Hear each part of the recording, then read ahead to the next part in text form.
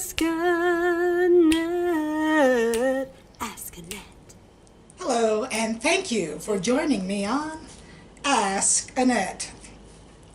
If you watched my intro video, you know that this is where I, Annette, take your questions. They can be anything from political questions to questions on the culture, relationship issues, pretty much anything except legal questions. So, my first question is a timely one. Last week here in Colorado, we had teachers walk out and go protest at the Capitol. And so some of us, like yours truly, got our kids home for an extra day last week. That was so much fun. Anyway, my question came from my friend in Aurora, and I'm not going to say her name because this wasn't an instant message and I'm not sure if she wants to be public, but she says, I've never understood why teachers aren't paid more, and I'm always for raising their pay. After all, they are influencing and teaching generations of people. Why wouldn't we pay them more if we in America value education? So obviously the question is about why teachers don't make enough, right? And so I kind of narrowed it down to, do we love our teachers? That's what I think that means. And I mean, it's kind of a silly question. Obviously, we love if you're a parent like me with 3 elementary school age kids, we love us some teachers when those kids walk out the door until those kids come home. I love my teachers. I don't love them as much during the summertime. Anyway, so that raises the question, how much do Colorado teachers make? And is it enough? Why are they protesting? Well, I did a little research and I went to the Colorado Department of Education website, and you can get a ton of statistics there if you wanted to spend some time doing that. I got all of the salaries for the different districts, average salaries for all of them. But basically in Colorado, the average is right around 50,000. Anywhere from 49 to 51 is the different numbers that I saw. And so that's their average. And one of the questions I got was, where do we fall in comparison to other states? 30th. Now somebody else said in one of the other studies that we are the least competitive in this state. And the reason is because salaries overall in all of the state are higher. They're like the 6th highest in the country. So salaries in overall in Colorado are high, and that's why comparatively we do worse. Teachers do worse because overall salaries are high. Another component to this is that teachers in Colorado make 35% less than other college graduates in other fields. So they're falling behind other college graduates, and that's not just in Colorado, that's overall in the nation. Over the last 20 years or so, teacher salaries have dropped to the point where they're not keeping up with the cost of inflation. So that's the other issue. Teachers aren't making as much as other college graduates. I don't know if that's a problem for everybody or not, but it's something you need to be aware of as we have this discussion. So mostly I kept my research to Colorado because that's what the question is about, and I frankly don't have enough time to research the whole country. Shout out to Susan over at Lone Tree Library. She's my new best bud. She helped me with this research, and I love the library and the help they give us there. Anyway, I hope you're watching, Susan. Okay, so some of the issues with funding in Colorado. Okay, Colorado is an interesting state. I hope you can see this. It used to be that 60% of education funding came at the local level from property taxes. And the Gallagher Amendment kind of messed that up. Okay, the Gallagher Amendment basically says that residential and business property tax rates have to stay the same. And so the result has been less residential property tax revenue. And so now the majority of funding comes from the state general fund, and only 40% comes from property taxes anymore. From what I've read, nobody likes the Gallagher Amendment. It was well-meaning with a bad result. Both the left and the right don't like this. So that's the first issue, okay, is that there's not enough coming from the local level. It's been pushed up to the state level. Then you get to the state level and you have TABOR, is the Taxpayers' Bill of Rights. This is another state constitutional amendment. And basically what TABOR does is it prohibits any tax increase without a vote of the people. It also places strict limits on how much revenue the state can keep and how much it can spend.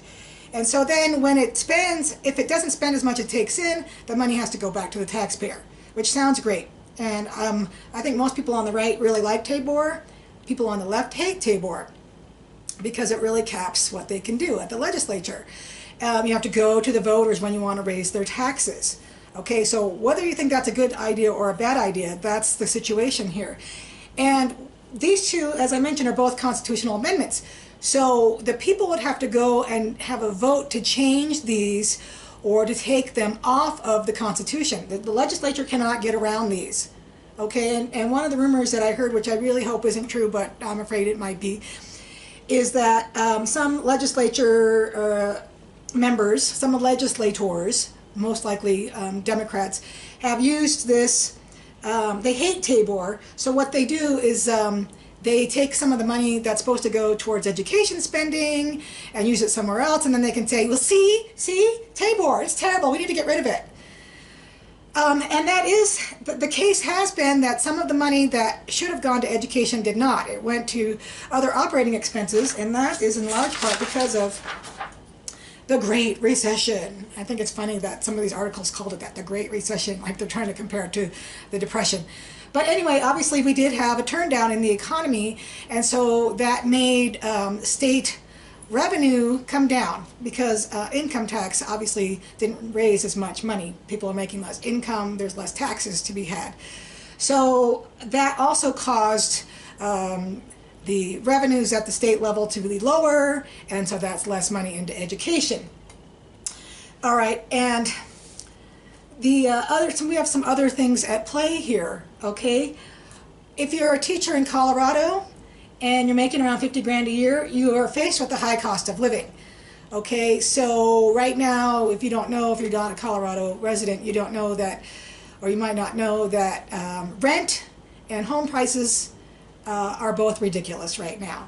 I just saw something recently that said in my area, a two-bedroom apartment is $1,900, and I think that's about right, and it might even be higher. So when you have that kind of rent and home prices where you can't buy anything for under $300, living on $50,000 is pretty much out of your reach. I've read also that there are some teachers in Denver who can't afford to rent a one-bedroom apartment. And looking at those numbers, that makes sense. So we have that problem. Okay, and so some of the other driving factors behind not being able to raise salary, pensions. All right, so we have a lot of teachers that are now retired and living on pensions. And these are defined benefit pensions, meaning that they are guaranteed X amount of pension dollars every month. And so it's not like a 401k where it goes up and down and it depends on how your investments are doing. They're guaranteed this. And so now 20% of payroll goes towards paying pensions for these people. It used to be 10%. So it's gone up. So already 1/5 is out the door to teachers who are not teaching anymore. This is a big problem. All right, and so we cannot ignore the elephant in the room here in Colorado, pot. We were told that if we legalized marijuana and they taxed it, all that money would go to the schools, or a big chunk would go to the schools, and that would solve all our problems. Just toke up, people, pay the taxes, and then our schools will benefit. I see a little problem with having pot used for education. But anyway, I read an article that said only 1.6% of education funding comes from pot taxes. So no, we're not getting a big boon from this. So those are a lot of the things that are going into play here. Something else that I wanted to mention is that I also read an article about charter schools and how charter schools here in Colorado at the 8th grade level are kicking butt. They're doing better than all of the schools in the country, not just charter schools, but all of the schools in the country at reading and math at our 8th grade level. And so there might be something that we can learn from this. So the question then is, what are the answers here? And there's some philosophical questions.